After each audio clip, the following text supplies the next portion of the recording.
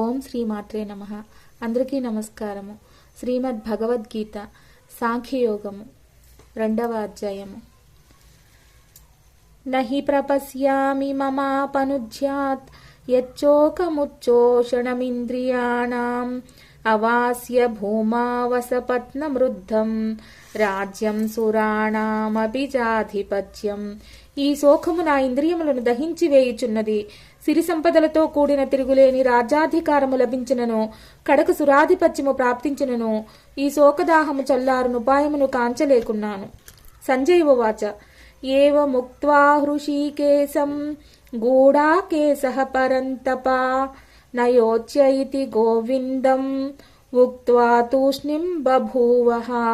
సంజయుడు పలికెను, ఓ రాజా, ఈ విధముగా పలికిన పిమ్మట అంతర్యామి అయిన శ్రీకృష్ణునితో గూఢాకేశుడైన అర్జునుడు, నేను యుద్ధము చేయనని స్పష్టముగా నుడివి మౌనము వహించెను.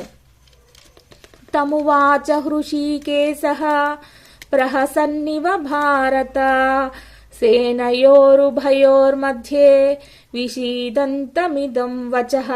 ఓ ధృతరాష్ట్ర, ఉభయ సేనల మధ్య శోకసంతప్తుడైన అర్జునును చూచి శ్రీకృష్ణుడు మందహాసముతో ఇట్లు పలికెను.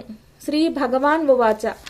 అశోచ్యానన్వశోచ్యస్త్వం ప్రజ్ఞావాదాం చ భాషసే గతాసూన గతాసూంచ నాను శోచంతి పండితాః.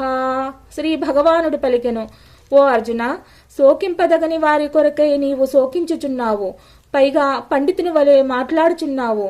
పండితులైన వారు ప్రాణములు పోయిన వారిని గూర్చి గాని ప్రాణముల పోని వారిని గురించి గాని శోకింపరు అని భగవానుడు అర్జునుడితో పలికెను. ఓం శ్రీమాత్రే నమః.